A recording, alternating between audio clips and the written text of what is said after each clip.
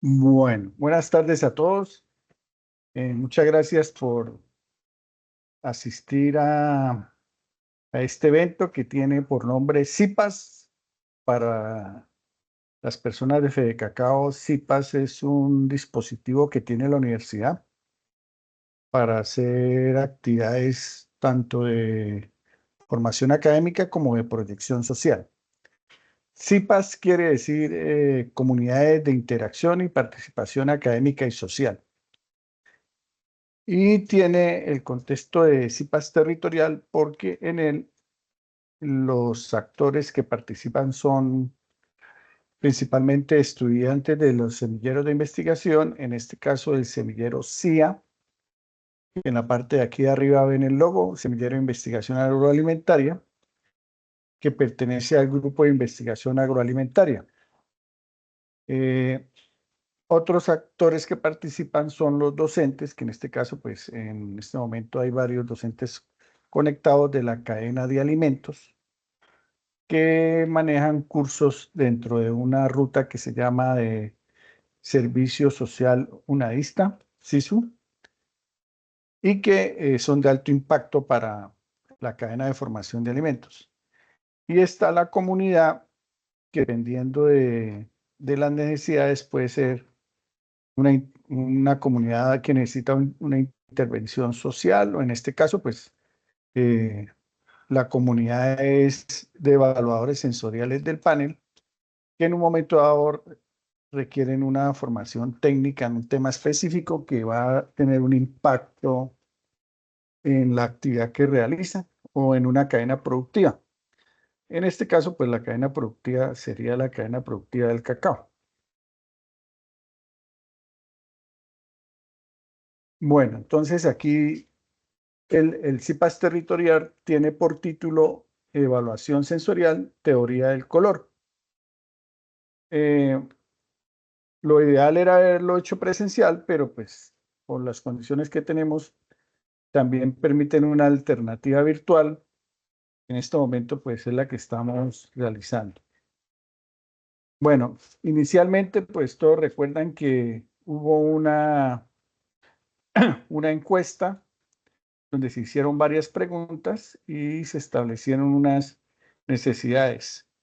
Pero inicialmente el CIPAS nació de una visita que hubo aquí al CEAS de Bucaramanga, del gerente técnico de Fede Cacao, el doctor Luis, y del líder de investigación, el doctor Omar Domínguez. Y revisando la infraestructura que tenemos ahorita en los laboratorios, llegamos al punto del uso de algunos equipos para determinación de color y ellos manifestaron que sería importante reforzar ese tema en el panel de evaluación.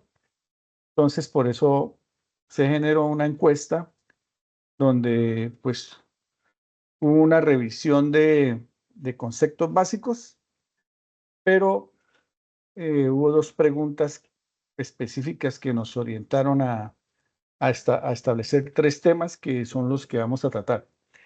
La primera pregunta era, para usted, ¿qué es el color? Y aquí en esta nube de palabras, pues vemos que hay una gran diversidad de conceptos en cuanto a lo que cada uno tiene tiene definido qué es el color. Entonces, por ejemplo, muchos hablan que es la luz, que es algo visual, que es la percepción, que es lo que reflejan los objetos, que son diferentes, que es una característica en este caso, de los alimentos o de todos los objetos que nos rodean, ¿sí? Y la otra pregunta es, ¿qué dudas se tienen sobre el análisis del color? Pues básicamente el grupo que está dirigido a la encuesta, pues es un grupo que ya tiene una formación en análisis sensorial, pero de todas formas había muchas inquietudes sobre lo que querían saber sobre el color, entonces más que todo es aclarar el tema de la definición del color, las técnicas para medir el color, la medición del análisis por ejemplo, la intensidad, el matiz, el tono, etcétera, todo lo que había en los conceptos, aunque en esas preguntas que eran muy específicas, la mayoría acertó bien qué era cada una, pero se ve que pues hay una dispersión en lo que son los temas del color, ¿sí? Entonces, también en este momento ustedes han sido también actores de que todos los proyectos tienen que estar aportando a los objetivos de desarrollo sostenible, aunque nosotros con estas formaciones no influimos en forma directa, pero sí aportamos al cumplimiento de los objetivos. Y en un análisis que hicimos en el grupo con los estudiantes, pues el formarse en estos temas de calidad en los alimentos aportan al objetivo 2 que es hambre cero, al objetivo 4 que es educación de calidad, al objetivo 8 que es trabajo decente y crecimiento económico, a ciudades, al 11 que es ciudades y comunidades sostenibles, al 12 producción y consumo responsables. Y algo que se genera simultáneamente, no por la capacitación, sino por tener esta relación con ustedes de Fede Cacao, pues aporta el 17, que son la generación de alianzas para lograr los objetivos. ¿Sí? Bueno, el primer tema que se estableció en el grupo fue el de dar a conocer las diferentes teorías del color y su aplicación. Y en ese primero, pues el profesor Alberto García ahorita les va a dar una pequeña charla sobre lo que es recordar el tema de la, la forma como el sentido de la vista nos permite percibir el color y esa fisionomía que tenemos en la parte fisiológica para hacerlo. Entonces, Alberto, me voy a salir y le doy a usted perfil para que comparta e inicie. No sé si tiene, mientras Alberto carga, si hay alguna inquietud de parte de los asistentes o es claro.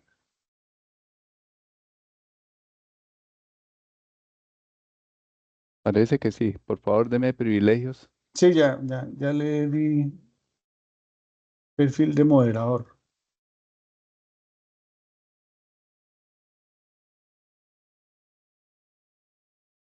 Aquí de nuevo comparto el link para los que acaban de llegar, el link de asistencia para que se vayan registrando. Me confirma que está viendo la presentación, ingeniero. Sí, ya se ve. De un Listo, momento. muchas Ya. gracias.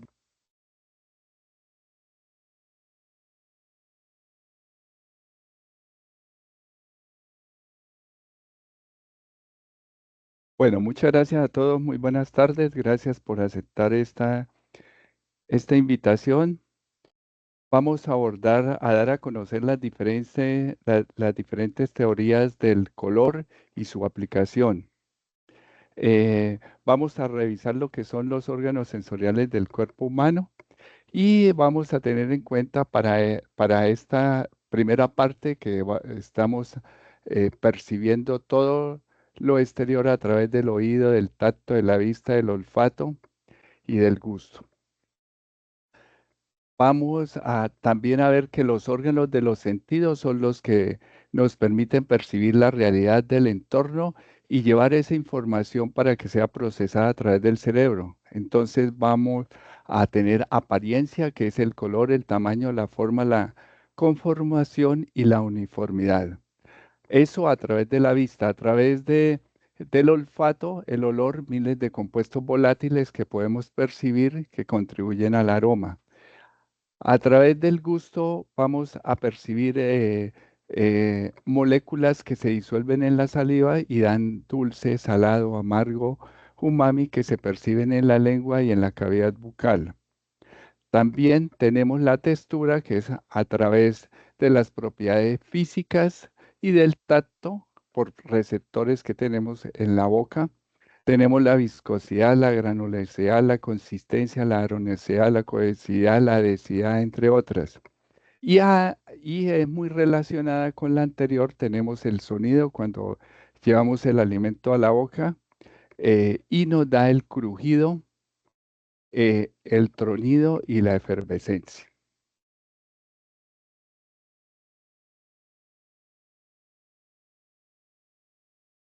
Para hablar del tema del color tenemos que entender el ojo humano y empezamos por hablar que este es sensible a longitudes de onda llamado espectro de luz visible y que la luz visible es una pequeña parte de una estructura grande que se llama el espectro electromagnético, del cual vamos a hablar ahora más adelante de forma rápida, y nosotros percibimos en longitudes de onda que van de 400 o de 380 nanómetros a unos 700 nanómetros.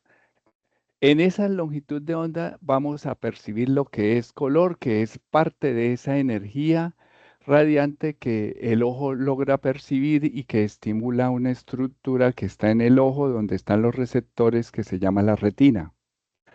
Los objetos pues absorben y reflejan la luz de distintas formas de acuerdo a sus consistencias físicas, pero para que exista el color se requiere que los rayos sean rebotados por los objetos. En otras palabras, es la luz que se refleja. Si los rayos pues atraviesan el objeto, son invisibles para el mismo, como podemos apreciar en este gráfico que estoy señalando acá. Objeto transparente y cuando logramos ver algo de color rojo es porque refleja esa longitud de onda, igual que este gráfico que está acá. El espectro electromagnético es un movimiento de partículas en un campo eléctrico y magnético que tienen gran cantidad de energía y que abarca desde los rayos cósmicos, rayos gamma, rayos X, rayo ultravioleta, infrarrojo, radares, ondas de radio y televisión, y que para nosotros, donde estoy señalando, se nos abre una pequeña ventanita y esa pequeña ventanita está relacionada con nuestra realidad de lo que podemos observar. Algunos animales pueden observar ultravioletas, especialmente las abejas, otros infrarrojo, como las serpientes, a través de sus fosetas termorreceptoras. El ojo humano entonces tiene células que son sensoriales y fotorreceptores y están dispuestas en una estructura que se llama la retina, y hay de dos tipos. Los unos se llaman bastones y los otros se llaman conos. Los bastones funcionan especialmente en la oscuridad y en escalas de grises y de blancos. Y los conos funcionan de día y hay tres tipos de conos. Unos conos que son sensibles a la luz, que la longitud de onda que perciben es de 464 a 580 nanómetros, conos sensibles a la luz verde de 534 a 545 nanómetros y conos sensibles a la luz azul de 420 a 440. Esto es la base de la medición que vamos a ver más adelante que se llama RGB o Red, Green, Blue. Y esto que vemos aquí es el epitelio de la retina donde vamos a encontrar las células que perciben las diferentes longitudes de onda, las cuales tienen unas sustancias que permiten que eso sea así. Aquí vemos las longitudes de onda, por lo menos para los conos, esta longitud azul, y vemos que está de 420 a 440 y hay un pigmento que se llama cianoxina que permite la captación de esa longitud de onda. Para la longitud de onda de los conos en luz verde, vamos a ver que hay unas longitudes que va de 340, más o menos hacia acá, a 345, y está la cloroxina, que es el pigmento que tienen esos conos para permitir eh, eh, detectar esa longitud de onda. Y tenemos la luz, los conos para luz roja, que vemos que tienen eritrocina y tienen una sensibilidad en el espectro electromagnético de 564 a 580 nanómetros. De pronto, para los que no me entienden el concepto de nanómetros, son escalas muy pequeñas que miden las longitudes de onda. Un milímetro tiene 1000 micras y en un milímetro hay 1 millón de nanómetros. Así de pequeñas son estas longitudes de onda. El ojo humano, pues, ¿cómo percibe? Aquí vemos una estructura del ojo que es muy importante y vemos la córnea, que es el primer lente. Luego aquí hay una cámara anterior que es de un humor acuoso. También enseguida hay un cristalino, que es un lente bicóncavo que está ajustado por una serie de músculos y que permite la mayor agudeza visual, así se denomina. Y hay un humor vítreo que es como una especie de gelatina cuya función es direccionar o el haz de luz en una sola dirección hacia una estructura que se llama la fóvea. Y en la fóvea vamos a contener la mayor cantidad de conos en una estructura llamada mácula. También es importante decir aquí que en nosotros tenemos una visión fotópica, es decir, una visión de día, y nosotros para la visión escotópica utilizamos los bastones, somos muy débiles en eso. Hay por lo menos algunos mamíferos como los leones que tienen una visión escotópica mucho más aguda. Y como complemento del anterior, bueno, aquí vemos la estructura de la fóvea, que es muy importante, y ahí está la mácula, y es donde está la mayor cantidad de receptores y donde hacemos la agudeza visual. Cada vez que fijamos la mirada en algo concreto, va a ir esa imagen hacia este lado. Aquí vemos cómo tomamos una imagen y cómo va a ir directamente a esta zona. Los estímulos son recogidos por las células que describí anteriormente en la retina y van a ser llevados a través del nervio óptico a la zona 51 de Brodmann en la región occipital del cerebro y allí es interpretadas las imágenes. Realmente los ojos no ven, el que interpreta todo es el cerebro. Es importante entonces tener esto en cuenta. Dentro de la visión tenemos deficiencias del color. Aquí vemos que hay una visión normal y vemos todos los tonos como los deberíamos ver, pues la mayoría de personas que no tienen ceguera al color. Y dentro de esas cegueras al color se destaca la protanotopía, que es falta al color rojo, o sea, no se puede percibir ese color. La deuteronotopía, que es no puedo percibir el color verde o no se pueden percibir el color verde. Y la trinatopía, que es la percepción, la falta de percepción del color azul, como lo vemos acá. En una visión normal se llama hemetropía y en ese caso vemos un objeto que va a ser enfocado en la retina y las imágenes se ven invertidas, lógicamente allí, porque estos son lentes, como cuando vemos todo a través de una lupa. Este es el cristalino, el cual tiene gran cantidad de músculos. Es muy importante esto entenderlo porque este es el que permite moverse para obtener mayor agudeza visual o concentrarse en un determinado objeto.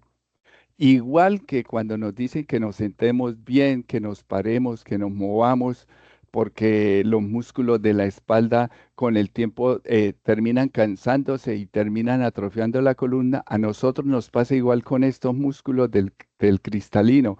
Si no somos capaces de hacer pausas activas, vamos a terminar con el tiempo sufriendo de otras alteraciones visuales. Aquí podemos ver cómo atraviesa la luz los dos lentes, tanto la córnea del cristalino y va directamente aquí a esta estructura que se llama la fóvea. La ametropía es cuando no hay una E, significa bien. Todos los prefijos E o EU es bien. A es sin. para que tengamos eso en cuenta. La metropía es una visión borrosa, un defecto refractivo que impide el enfoque, un enfoque correcto. Y dentro de estas vamos a tener la miopía, la hipermetropía y el astigmatismo.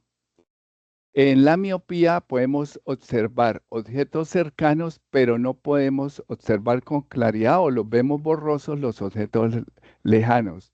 La hipermetropía se pueden observar objetos que están lejanos, pero se tiene mala visión de cerca. Y el astigmatismo, como observamos en esta estructura del primer lente aquí en la córnea, es una malformación en la curvatura y se pueden ver tanto los objetos lejanos como cercanos con mala percepción. Pero afortunadamente esto tiene corrección, incluso en muchas de las encuestas que nosotros hacemos y que ustedes han respondido, presenta alguna afección. ¿Tiene corrección para esa afección visual? Es una de las preguntas. Y aquí vemos la primera, la imagen no llega a tocar esa fobia y se puede corregir con un lente tipo bicóncavo. En la hipermetropía se hace la corrección igual con este tipo de lente, igual que en el astigmatismo, lo que quiere es corregir la mala curvatura que tiene este lente externo del ojo. ¿Qué preguntas tenemos hasta ahí? Bueno, aquí tenemos un espacio de 5 minutos si hay preguntas y con esto pues damos paso al segundo tema, pero la idea es, si hay inquietudes acerca de todos estos conceptos, sabemos que son muchos, que es bastante la información, pero si hay alguna inquietud sobre este tema, en este espacio me confirman y yo les doy micrófono o activan el micrófono y hacen la pregunta.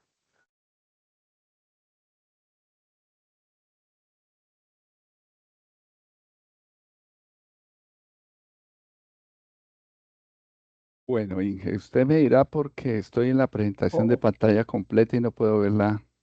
sí, no, yo estoy aquí pendiente, Alberto, tranquilo. O si por el chat tienen alguna pregunta, bueno, Y la respondo.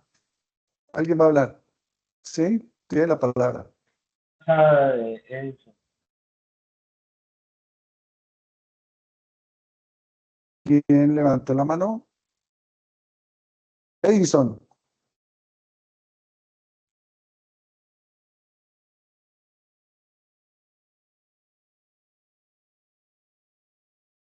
Edison, ¿puedo hablar?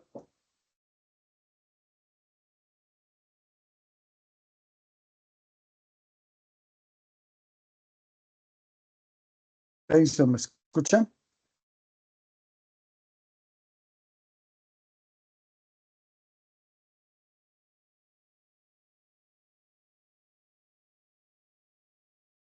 No lo escuchamos, Edison.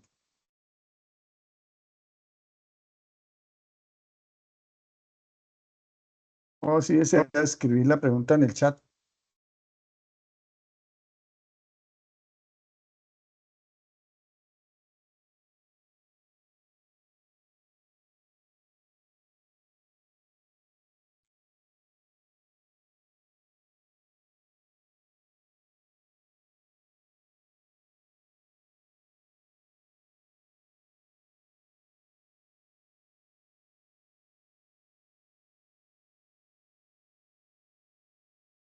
Aquí me parece habilitado el micrófono, no sé.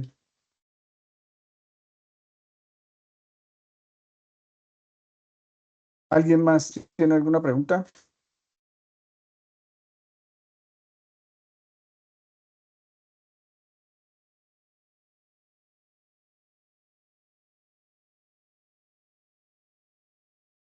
Si no, Hola, Alberto, recogemos al...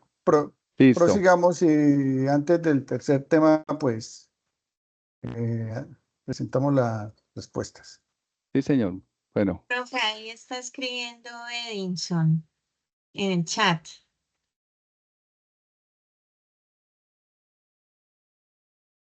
Sí, ya vi, ya esperé un momentico entonces.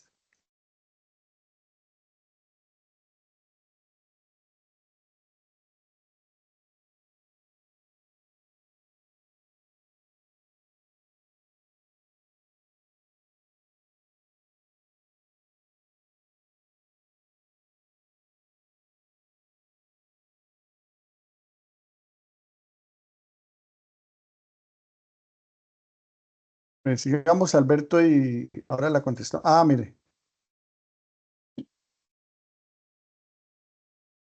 dice, Mira, como tal nos mostraron cómo el ojo percibe el objeto o cualquier cosa. La pregunta es, ¿el tamaño del objeto o de la letra incide en la visión? el tamaño de la letra, claro, claro que incide en la visión. Me devuelvo un segundo. Acá, para responderle en este lado. Tal vez él se centró en esto y claro, nosotros entre más grande podamos percibir en el caso de las letras, por lo menos letras de tamaño 14, todos sabemos que es el tamaño 14 porque usamos un computador, podemos leer mucho mejor ese tipo de letra que letras muy pequeñas. Y cuando leemos letras pequeñas tenemos que hacer mucho más esfuerzo para poder llegar a una agudeza visual y llevar esa información hasta esta zona que es la mácula. Y eso se logra ajustando este lente que es el cristalino. Entonces sí hay un esfuerzo mayor. Cuando trabajamos con esto, con cosas muy pequeñas, necesitamos también tomar descansos porque estamos haciendo trabajar estos músculos para que se logre esa agudeza visual y esa información llegue a este punto que estoy señalando. Y esto se logra con acomodar este lente que es el cristalino a través de la musculatura que está presente allí. Listo, Edison. ¿Quedó clara su inquietud? Listo. Bueno, entonces, si no hay más preguntas, puede seguir Alberto con el segundo tema. Bueno, listo, Lucas. Entonces, ahora vamos a hablar de la teoría del color porque la teoría del color está muy asociada a lo anterior. Y de aquí vamos a tener algunos conceptos que les voy diciendo, y por ejemplo, los que están señalados allí para tener pendiente. Pero hablemos cómo empieza la teoría del color y vamos a decir que empieza con la teoría de la luz de Newton, que en 1965 descubrió que a partir de la luz blanca, haciéndola pasar a través de un prisma, esta se descomponía en diferentes colores. Y desde allí empezó a trabajar mucha gente en entender la luz y cómo se forman estos colores. Entonces, para tener concreto algunos conceptos, tenemos que identificar estas propiedades del color. Y dentro de las propiedades del color, vamos a tener el tono, el matiz, que es el propio color. Un color rojo, eso lo denominan en muchos textos como tono, matiz. El grado de claridad o oscuridad que se llama valor de luminosidad y que se va a representar en un eje, como ahora más adelante lo vamos a ver, y que van de la combinación de blancos a negros y que dan esos tonos iniciales en ese eje. Ese es el valor de luminosidad. Tenemos también otro término como el croma, la intensidad y la brillantez. Entonces yo puedo hablar que hay un rojo que es sangre toro, por ejemplo. Entonces tenemos ese concepto y no se parece porque no tiene esa brillantez. O el azul rey, que es otro concepto que tenemos nosotros como muy retenido dentro de lo que sabemos de los colores. La medición de los colores o que un color se pueda cuantificar en un número empieza con esta escala para medir colores en 1905 de este señor que se llamó Albert Mussel, que creó un sistema de clasificación del color y una escala. Este concepto se utiliza desde ese tiempo hasta hoy día. Lo que pasa es que hoy día ya se ha acomodado a diferentes sistemas que miden directamente el color, como lo vamos a ver más adelante. Pero en relación con los conceptos que anterior dije, aquí vemos la luminosidad que está relacionado con ese eje que va de 0 a 10, en unos casos va de 0 a 100. Lo utilizan también así en otros sistemas, como lo vamos a ver. El tono, que son este aro que vemos acá, o este corte. Y para los tonos, él utilizó 5 tonos principales: el rojo, el amarillo, el verde, el azul y el morado. Y hay unos tonos como este que está aquí, que son tonos intermedios, que es amarillo rojo, verde amarillo, azul verde, púrpura azul y rojo púrpura. Cada vez que se avanza en este eje, que es el de luminosidad, se puede ir también con este tipo de tono, ir haciendo las mezclas distintas y ir obteniendo esta gama que vemos acá. Este fue un gran avance porque fue la primera vez que se clasificaron los colores. Esto entonces nos lleva a realizar la siguiente pregunta, que muy probablemente la estoy respondiendo por adelantado. Y la pregunta es: al reemplazar los ojos por un instrumento, ¿se puede ver y registrar las mismas diferencias de color que puede detectar los ojos? Y para dar esa respuesta tenemos que tener en cuenta estos aspectos que son importantes al medir el color. El uno es la fuente de iluminación, el otro es el objeto o la muestra y el tercero es el observador. Aquí vemos la fuente de la luz, en este caso luz solar. Vemos la muestra y vemos que esa muestra refleja un tipo de color y este es el observador. Realmente los ojos son el detector. El observador es el análisis que hace nuestro cerebro y que procesa esa información. En este caso que vemos acá es de un equipo donde está una fuente de luz.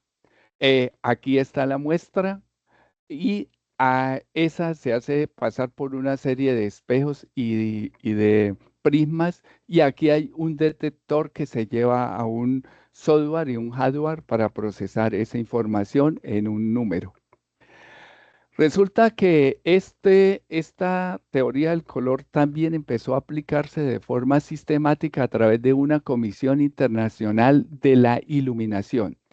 Les recomiendo que ojalá entren a la página de la Comisión Internacional de Iluminación. Son realmente muy generosos con el material que hay allí. Hay eh, diferentes textos y creo que es una manera también de apropiar el conocimiento cuando uno hace este tipo de consultas.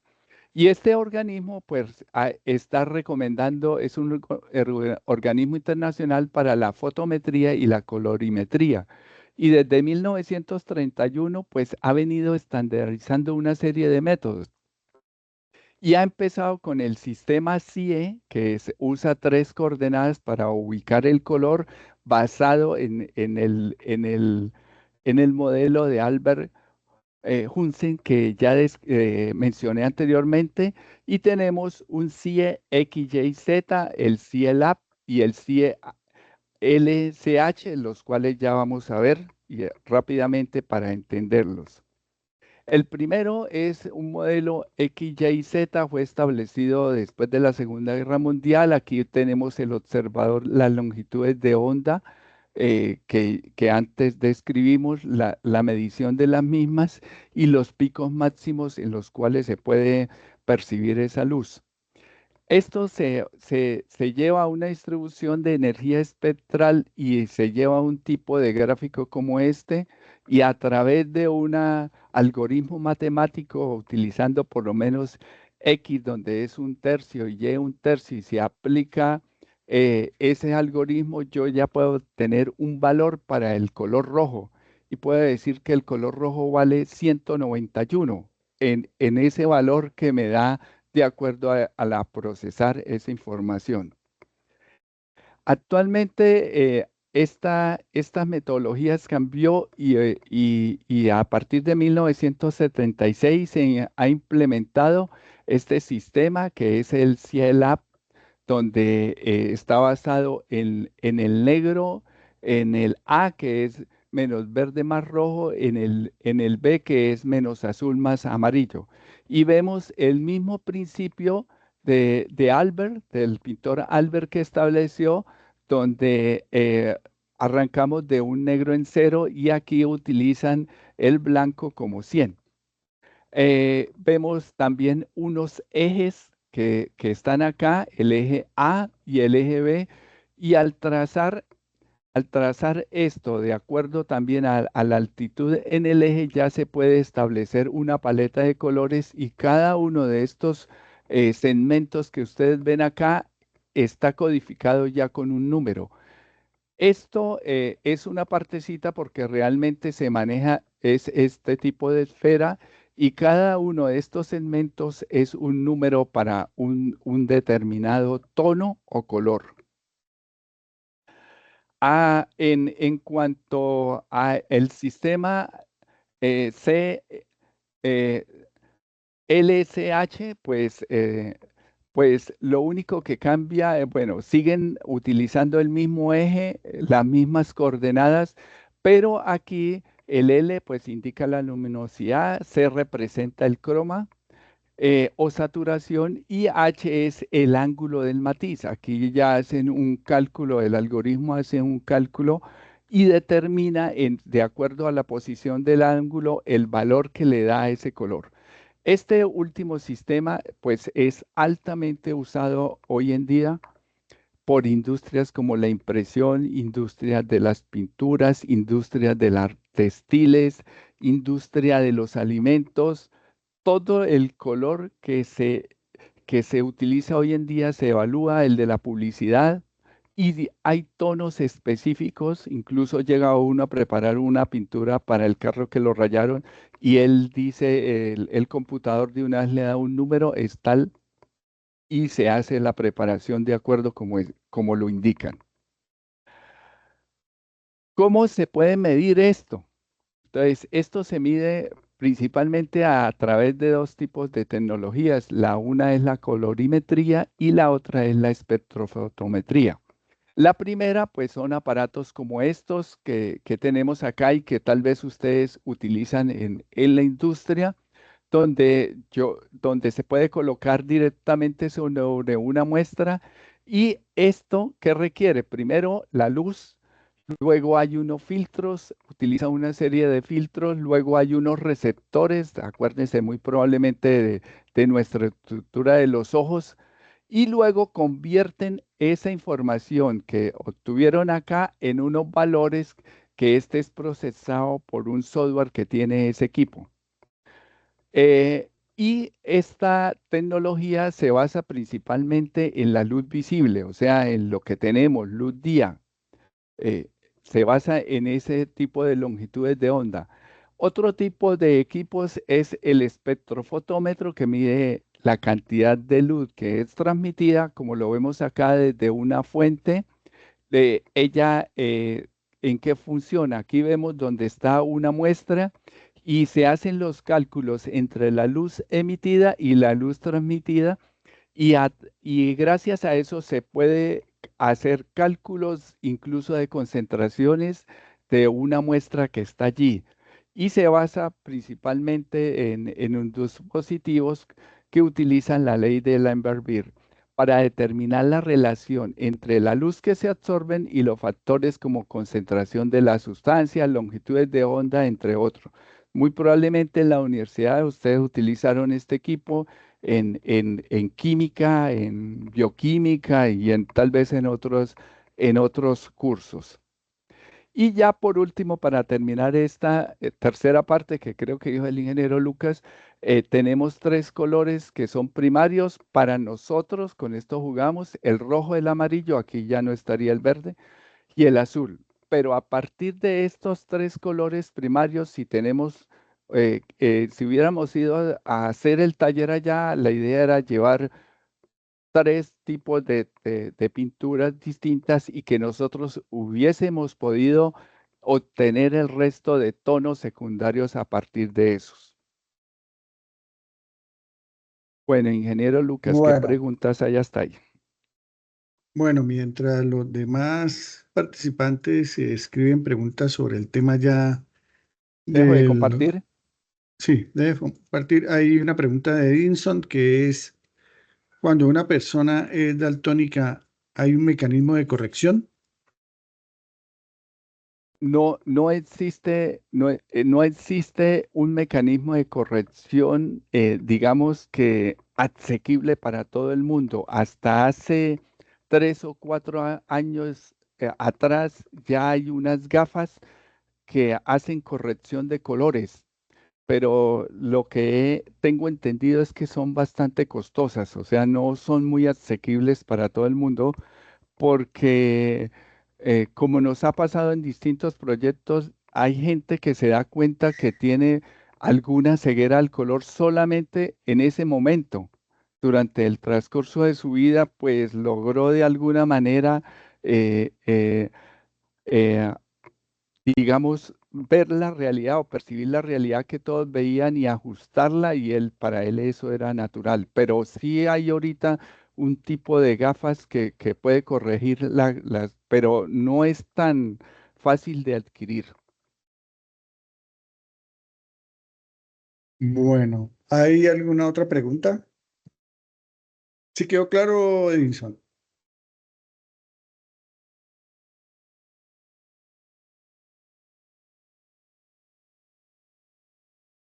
Y aquí Edison dice que sí es claro. Para los que están pendientes por el registro, ahí comparto de nuevo el link. No sé qué otra pregunta, si hay preguntas o si quedó claro para que ahorita cuando contesten el examen no les vaya bien a todos. Listo, ingeniero. Estoy pendiente ¿Listo? entonces, cualquier cosa. Bueno, bueno, entonces eh, me confirman si no hay más preguntas para seguir con el tercer tema. Ya el primer tema era en generalidades sobre cómo percibimos la visión, el órgano que interfiere y cómo es el mecanismo de sensación, transmisión y percepción. Alberto lo explicó, el ojo en su estructura detecta la sensación, el estímulo se transmite por el nervio óptico y se interpreta en el cerebro, que es el que en últimas es el que ve. Aquí entonces voy a compartir.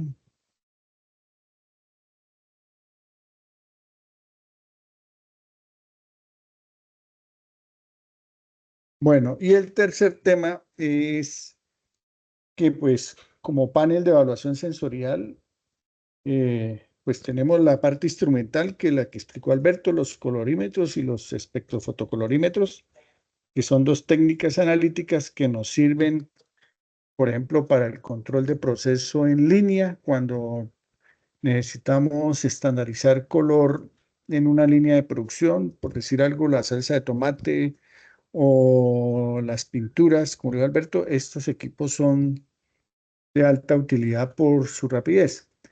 Pero en el análisis sensorial nosotros también hacemos una evaluación del color. Así como tenemos una norma que nos define el perfil de sabor y aroma, pues hay una norma que nos define las condiciones para determinar el color en productos.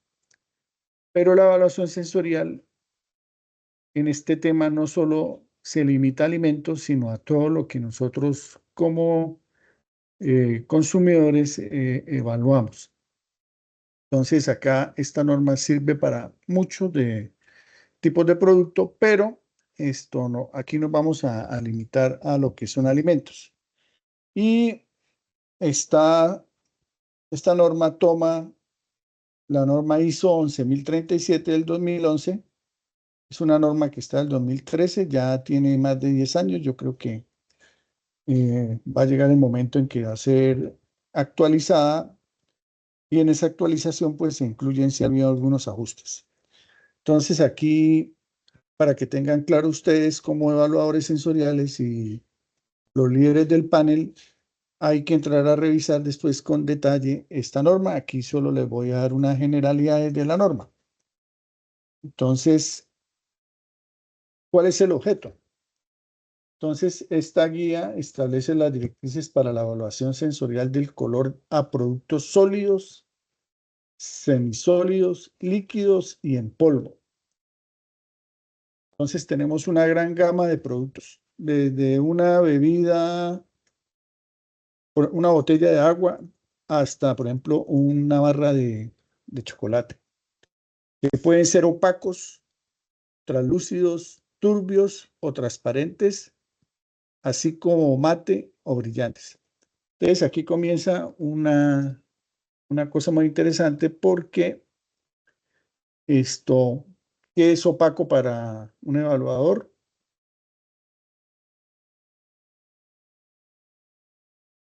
Sí, estoy presentando. ¿Usted sí lo puede ver? Sí, se está viendo. Sí, ¿quién no puede ver? Oscar no puede ver.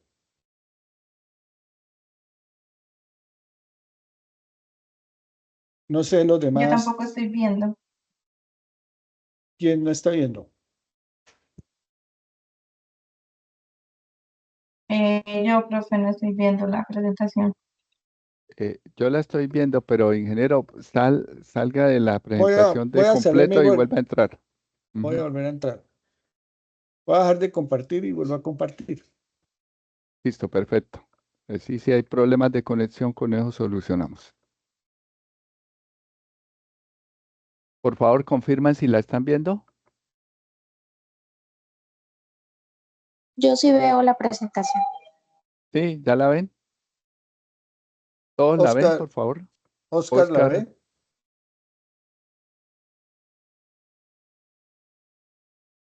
dame un momento, ¿qué dice Oscar? Sí, sí la veo. Sí, sí, ya la ¿Ya la vi. ven? ¿Ya Listo, la ven? listo. Ya puede empezar, ingeniero. ¿Hasta qué punto vio o no vio nada?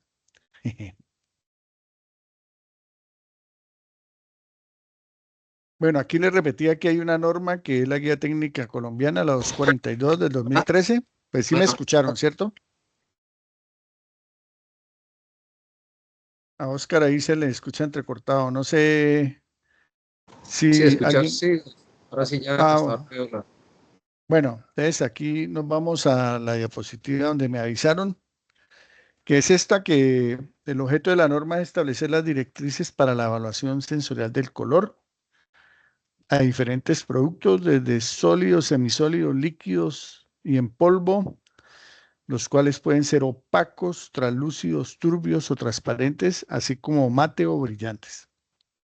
Sí, entonces aquí vemos una serie de términos que nos llevan a que un panel de evaluadores sensoriales debe estandarizar eso, la definición de esos conceptos, porque un evaluador, para un evaluador, así como cuando hablamos sabor y aroma, pues puede tener un sabor con una concentración más alta para unas personas, y cuando realizamos el entrenamiento, pues lo que buscamos es estandarizar el, la evaluación calibrándolo con patrones. En este caso, pues dependiendo del producto, se deben tener esos patrones. También suministra información sobre iluminación, condiciones de iluminación y observación. Entonces, Alberto, en la parte teórica habló de tres cosas muy importantes que son el- la luz, iluminante, el objeto y el observador, ¿sí? Y esta norma aplica para evaluadores seleccionados o para expertos individuales. Entonces, así como en el panel de evaluación de sabor y aroma tenemos un grupo de evaluadores seleccionados en entrenamiento, a veces tenemos, por ejemplo, evaluadores expertos que cuando hacen, por ejemplo, las evaluaciones comentadas, se supone que la persona que está comentando es experto, lo mismo se trabaja en el color, ¿sí? Entonces, el contenido de la norma se tiene como referencia estas normas. La NTC 350, que tiene que ver con el vocabulario, ¿sí? Tenemos la Guía Técnica Colombiana 280, que es la que ya conocemos, que es la que tiene que ver con la selección, entrenamiento, evaluación del entrenamiento de los evaluadores sensoriales. La GTC 226 que tiene que ver con los cuartos de prueba, que ya ustedes conocen que para que haya un laboratorio de análisis sensorial debe cumplir con unos requerimientos. La guía técnica 165, que es la guía general de análisis sensorial. Y aquí les recomiendo que estudien una nueva norma que es la guía técnica colombiana 365, donde lo que contiene es una guía y unas directrices para que ustedes, dependiendo del producto o de la etapa de producción o de la situación, seleccionen qué tipo de prueba es la que les puede ayudar a implementar un análisis sensorial. Entonces, dependiendo de las circunstancias, esta guía, por ejemplo, en el cacao ya sabemos que es en perfil de sabor 3929. Pero, por ejemplo, para una planta de producción, para el control en producción en línea, nos sirve, por ejemplo, una prueba de pares o una prueba duotrio. Entonces, esta guía les va a servir para poder seleccionar la prueba. Ya en la norma, entonces, hay unos ítems muy importantes que ustedes deben tener en cuenta. Pues hay unas generalidades donde se hace una recopilación, así como lo que presentamos en los primeros dos temas, donde se habla en términos generales de la teoría del color, cómo es que funciona toda esa parte, que eso ya lo vimos acá.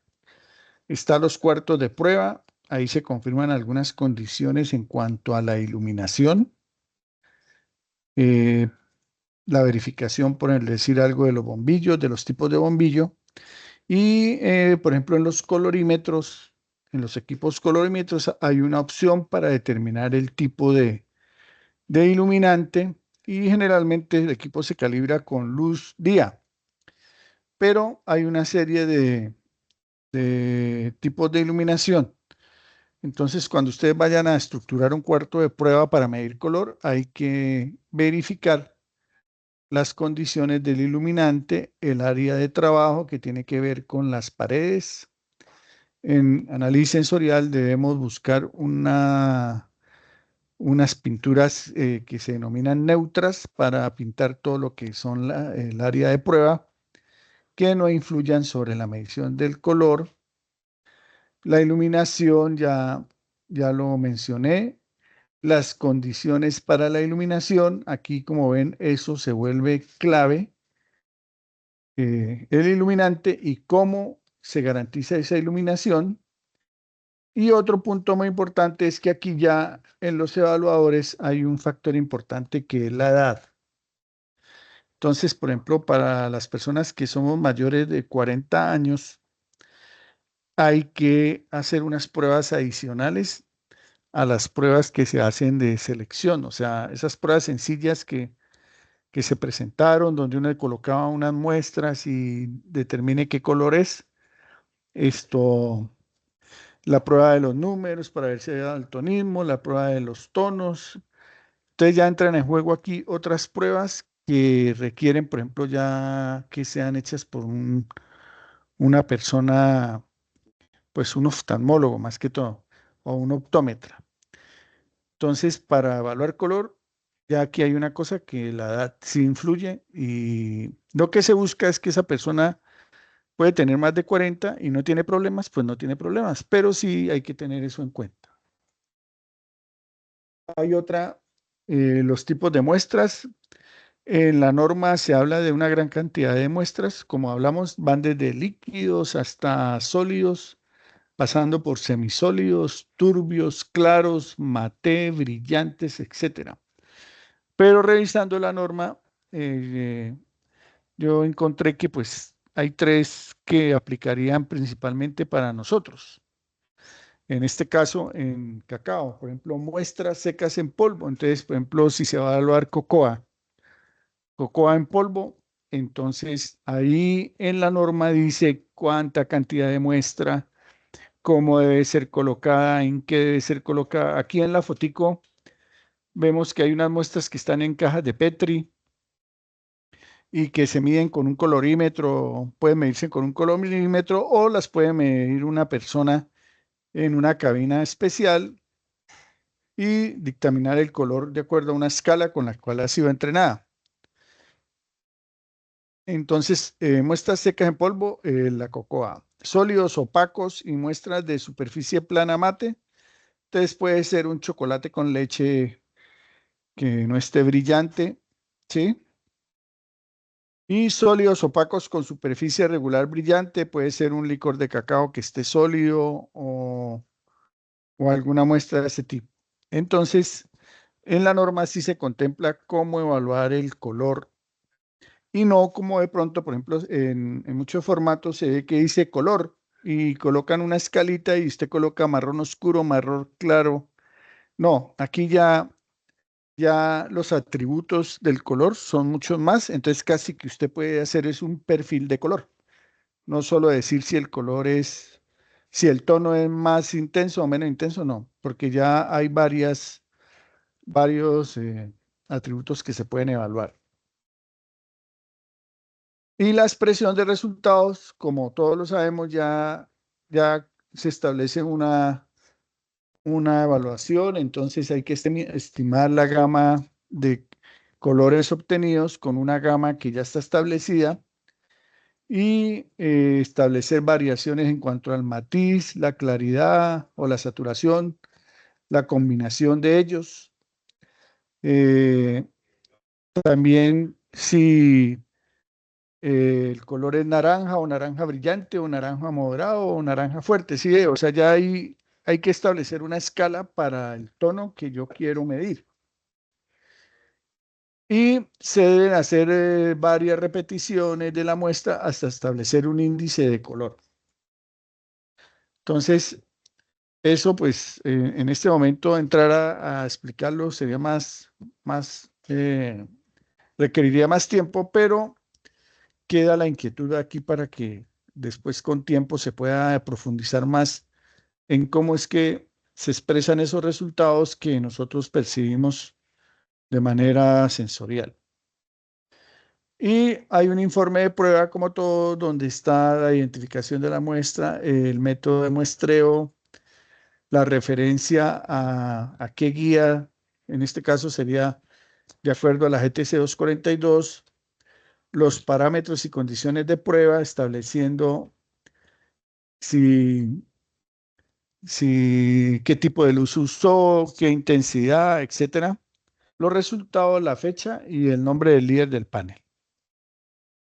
Y viene una parte muy importante que son los anexos. Entonces, si hay una cosa, hay dos términos que en color generan un poco de confusión que hay que revisarlos con más tiempo, que es una cosa que es la concordancia y otra el metamerismo. Y tiene que ver que a veces, por ejemplo, yo percibo, aunque los colores los vemos diferentes, tienen las mismas coordenadas de medición con el equipo, pero los vemos diferentes. Y el metamerismo, que los vemos iguales, pero al medirlos tienen, perdón, uno es que vemos dos colores diferentes y tienen las mismas coordenadas y otro que tienen diferentes coordenadas, pero los vemos iguales. Y todo eso tiene que ver con la luz, con el ambiente. Entonces, cuando, por ejemplo, en producciones de pinturas y toda esa parte, hay que tener mucho cuidado con esas percepciones, porque yo puedo estar dando unas coordenadas para preparar una pintura, pero no va a ser la que se veía, sino otra.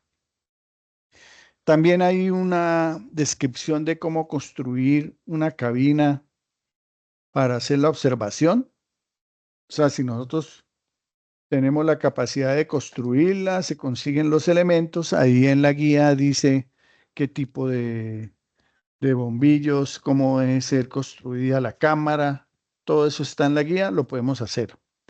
Y otro es cómo es que tenemos la iluminación, el objeto, y que hay dos formas de observar el objeto. Entonces, ahí nos explican cuando se observa de forma directa, de acuerdo a varias posiciones, y cuál sería la más recomendada de acuerdo al producto.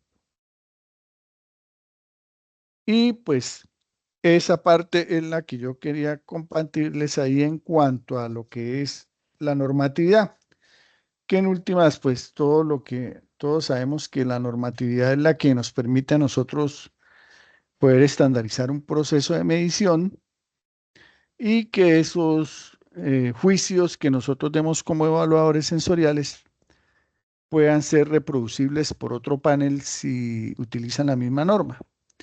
Entonces, por decir algo, vamos a dar un patrón de color para, por decir algo, que estableciéramos una carta de colores para establecer el índice de madurez de un genotipo de cacao.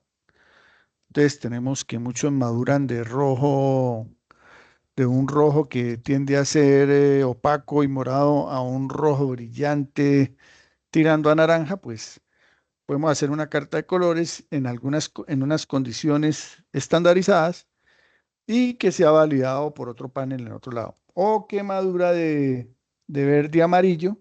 Entonces tenemos una gama ahí de colores que también lo podríamos hacer. ¿Sí? Entonces, no sé qué inquietudes tengan ahí. Si hay preguntas.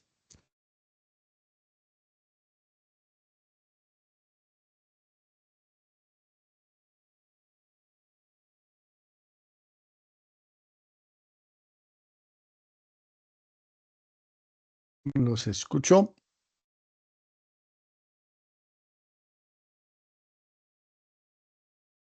No, señor, no veo manos alzadas ni preguntas. Sí. Bueno, aquí en este círculo es el círculo cromático, aquí que están las preguntas. Alberto hablaba de una mezcla de pinturas, ¿no? Entonces, por ejemplo, aquí está el amarillo, el azul y el rojo.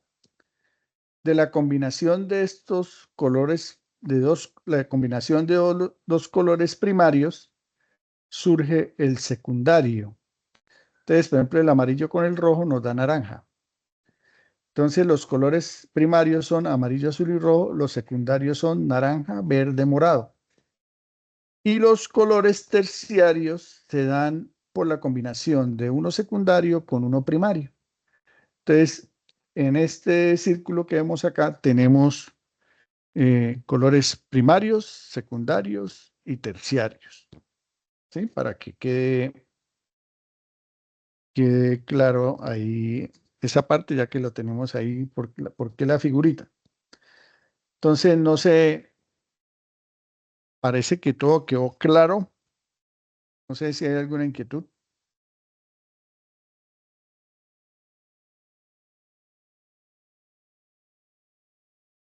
No, Esto- señor, ingeniero, pues yo le propongo que pasemos a medirlo del impacto y le propongo que encendamos las cámaras todos para Bueno, tomar esa imagen. aquí como última parte de este CIPAS, pues tenemos las conclusiones y el impacto, pero entonces en este punto sí les pido el favor a ustedes los participantes que sean los que nos generen las conclusiones y no sé si Dienefer o Oscar o Gilberto nos puedan esto regalar su opinión sobre lo que sería el impacto de estos temas de calidad del color en la cadena productiva del cacao. Entonces, voy a dejar de compartir para que, como dijo Alberto, prendamos las cámaras un momento y pues darle la palabra a ellos. O a alguien de los evaluadores sensoriales que están ahí en el grupo en la oficina de San Vicente.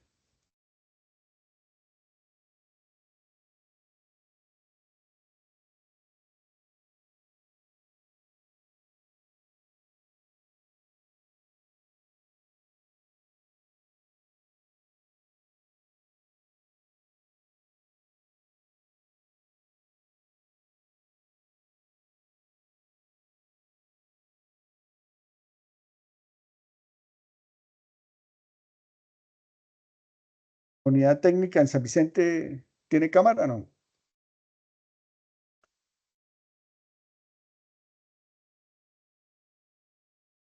Eso, ahí Gilberto en este quedaron bien. momento está en una llamada. Ah. Bueno, ahí ya que habló Oscar, le damos la palabra a Oscar.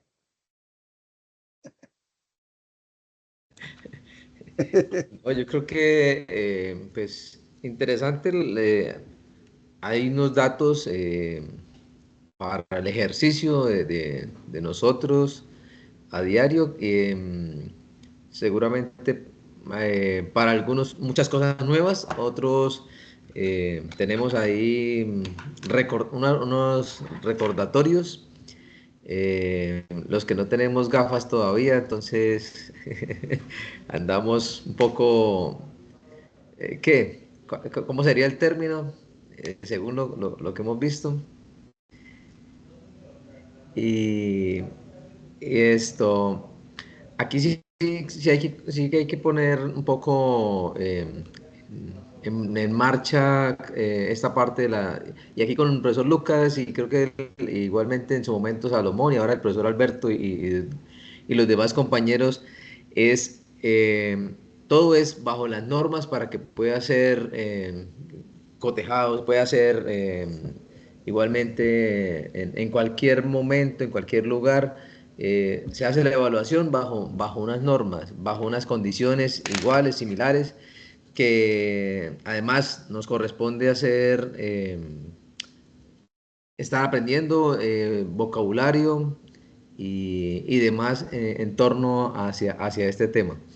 Mm, Me queda de pronto de las preguntas, de las inquietudes que en el formulario que diligenciamos hace un tiempo, pero a mí me gusta mucho el tema más también de la psicología del color, eso como el tema de los empaques, sí, que creo será en otro espacio también, que es importante, pues muchas cosas se venden por el color, el impacto que cada uno de nosotros tiene y que pues aquí el ejercicio de todos creo que es seguir avanzando, el ejercicio o el proyecto que se vaya a desarrollar en torno al mismo, creo que debemos estar aquí todo el panel trabajando en ello, ¿sí?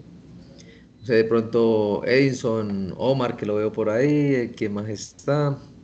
A Belkis y el equipo, mira, ya está todo el equipo, ya Rosa, apreciaciones de lo que hemos visto. Mientras se animan, pues hay un punto clave ahí que es el marketing sensorial.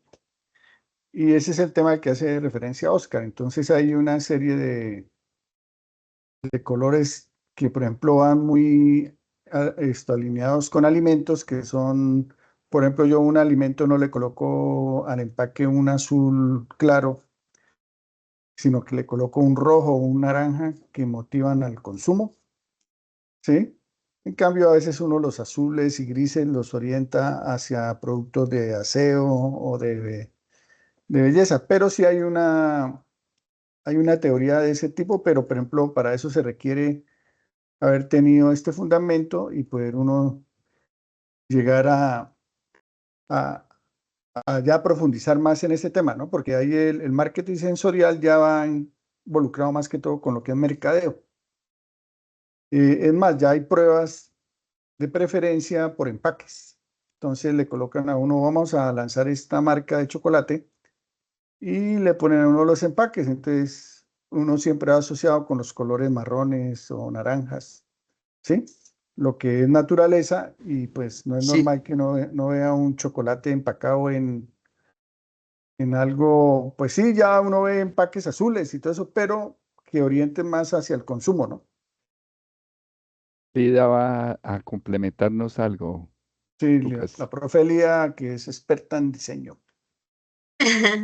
Hola, mucho gusto. Bueno, les quería comentar, sí, realmente cada color tiene un significado.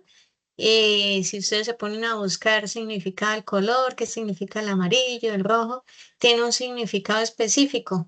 A nivel ya de marketing, se puede utilizar el color como lo dice el profe Lucas, que para alimentos rojo, amarillo, cuando hablamos de alimentos así que generan mucha energía, como comidas, digamos, rápidas, comidas que sean nutritivas y demás. Cuando hablamos, por ejemplo, de pescados, cosas, productos azules, verduras los verdes, pero entonces también podemos llegar a encontrar que de pronto utilicen un rosado, ¿sí?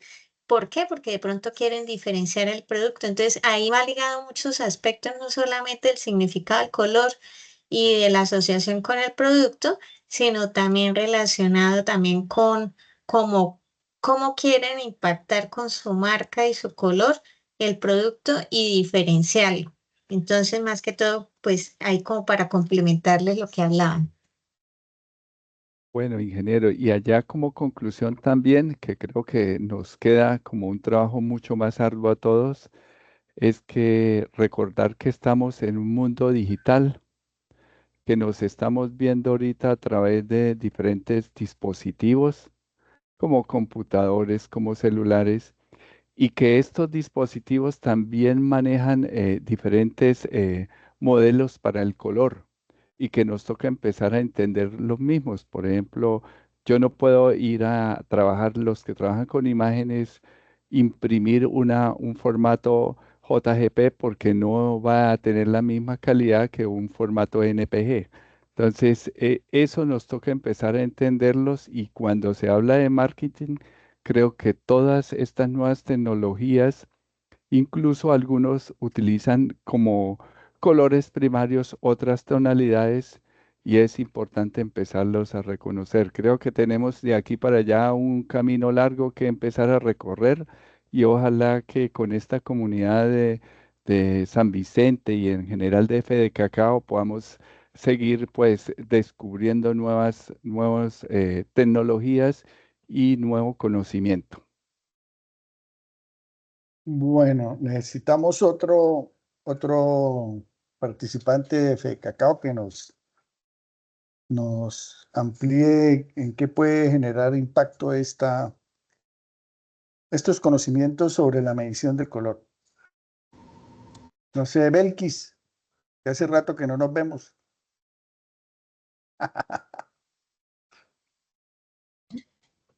Hola, buenas tardes para todos. ¿Qué más, ingeniero? Yo creo que no me están escuchando. Sí, la Sí, escuchamos bien.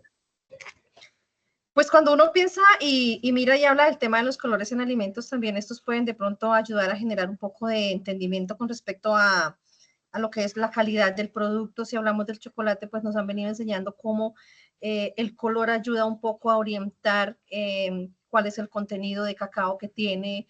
Entonces, obviamente, aprender sobre ellos y clasificarlos y aprender cómo a diferenciar las diferentes tonalidades seguramente nos va a llevar a contextos mucho más acertados al momento de entrar a evaluarlos.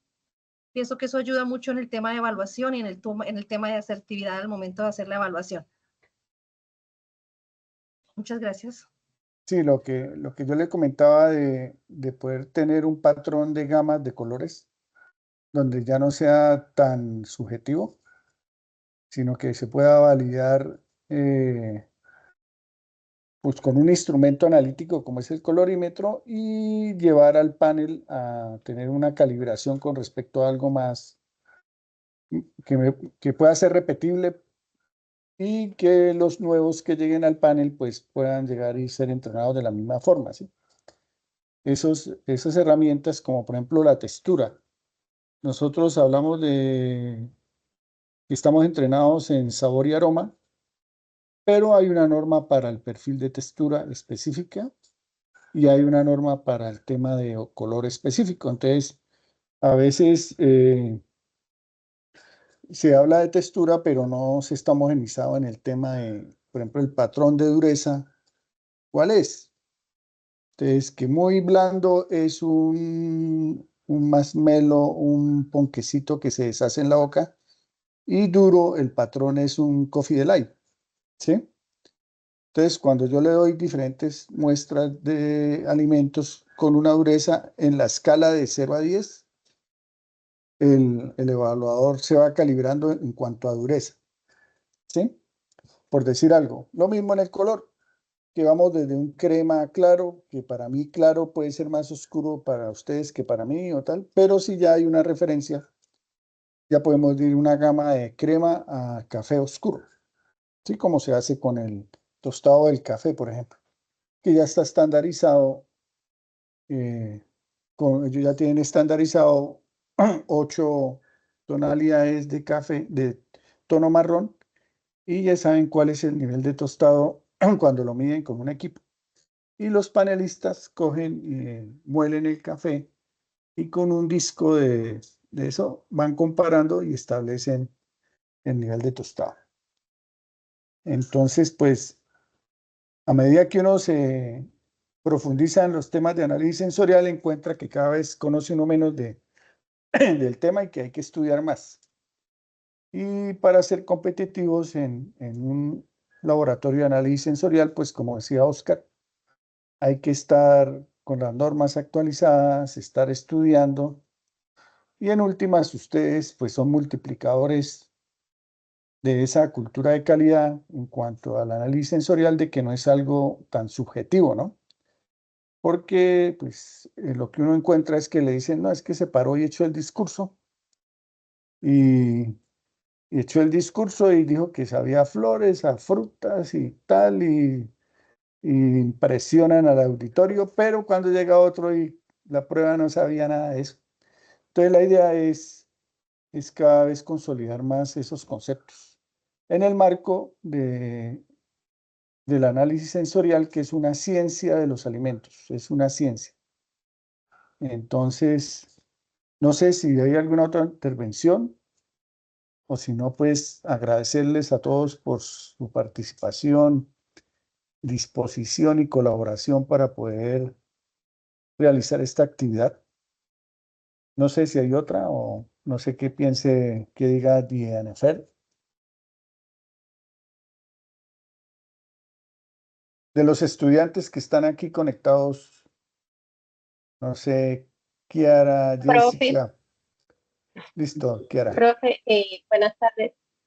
Profe, respecto al impacto que genera ese tipo de información que usted está compartiendo, pues opino que el impacto que tiene esta información es transversal, pues ya que generan impacto en nosotros a nivel personal y también a nivel profesional y pues académico, porque ya esto, cada información de estas es nueva para nosotros. Sí, como usted decía, cada vez que nos hablan de evaluación sensorial, conocemos cosas nuevas y nos estamos impactados de cosas que nosotros creemos que son comunes y en realidad pues no tenemos profundidad de decir una respuesta al respecto. Entonces, referente a esto, pues me parece que tiene un impacto transversal en nosotros, ¿no? En cada uno pues de los que estamos recibiendo esa información. Gracias, Kiara. ¿Alguien más?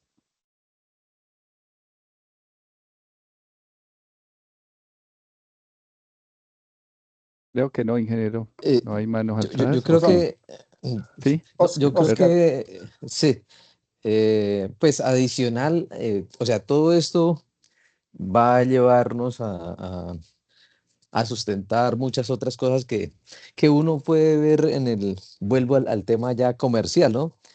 Eh, esa evaluación hacia el tema no sé, el neuromarketing, la psicología del color, que eran unas, digamos, de mis inquietudes en ese formulario. Y que, insisto aquí, creo que para todos es claro, y ya lo decía el profesor Lucas, y volvemos y reafirmamos, es que debemos estar actualizados y que y lo ratifica el profe cuando dice que es una ciencia y no es charlatanería. Se ve al fin son números y es una ciencia porque hay que memorizar, analizar, interpretar, ¿sí? Entonces, no es quedarnos que los colores, como a veces dicen ahora que lo que para mí es violeta, para ustedes, no sé, fucsia. Entonces, ¿cuál es con números? y siendo muy certeros y teniendo todos un patrón, porque aquí lo que necesitamos son patrones y para el tema de cacao creo que así estamos un poco en deficiencia con como de pronto lo tienen en café, por la misma diversidad o heterogeneidad del cultivo. Listo. Ah, Andrea tiene la mano alzada. Buenas tardes, sí, señor. Respecto a lo que decían y justo lo que decía ahorita el participante, pues no únicamente nosotros nos podemos relacionar el color con neuromarketing o con ventas, sino también con caracterización y propiedades del mismo producto. Entonces, como el profesor Alberto mencionaba, pues hay unas técnicas que son técnicas espectroscópicas que nos permiten, de hecho, eso, caracterizar estas condiciones o estas propiedades y pues esto nos puede dar, digamos que a nosotros, muchísima información sobre un producto, puede ser una fruta, un producto como el cacao, y nos pueden ayudar a caracterizarlo y relacionarlo con ciertas de pronto propiedades o ciertas condiciones que tiene el producto. Entonces, no únicamente para, digamos que para la parte visual, sino para la parte ya interna característica del producto en sí. Nos sirven nosotros todas estas técnicas espectroscópicas en base al color. Sí, ahí vemos que en cada etapa o en cada interés, el color tiene importancia. A nivel ya de investigación pura, nos sirve para eso, para los que somos técnicos, para los que son de mercadeo, el color les sirve para otras cosas. Pero como hemos dicho siempre, pues nosotros los seres humanos somos 100% sensoriales, ¿sí? Eh, estamos percibiendo todo el tiempo sensaciones. Y en el caso de los mercados, pues el asegurar la calidad de un producto, pues nos sirve, ¿no? Entonces el color se vuelve entonces un tema de interés. Que pues esta charla fue solo una abrebocas ahí como para este CIPAS, para motivar a la comunidad de evaluadores sensoriales a trabajar en este tema del color. Se ha trabajado, pues, podemos decir que un alto porcentaje en lo que es sabor y aroma. Un tema que hay que profundizar es color y otro que hay que profundizar es textura. Para algunos alimentos o para algunos productos, la textura, por ejemplo, una crema de manos tiene una textura. Entonces ahí no vamos a evaluar sabor, sino aroma, textura, ¿sí? Y así hay muchos productos, ¿no? Entonces, pues yo les agradezco a todos de nuevo y si no hay más intervenciones, pues queda abierto este tema para seguir trabajando. Hay un proyecto que está en proceso de aprobación por las partes y una vez si se aprueba ese proyecto, pues entraremos a trabajar en estos temas. De todas formas, si surgen inquietudes sobre el color posterior, ahí estamos pendientes. Nos escriben, me escriben y con mucho gusto, pues como siempre, ahí seguimos apoyando el tema. Entonces, no sé, si no es más, pues entonces muchas gracias y que terminen de pasar un buen día. Bueno, muchas gracias. Hasta pronto. Gracias a todos. Gracias. Gracias. Muchas gracias. Feliz tarde. Muchas gracias. Descargar lista de asistencia antes de cerrar.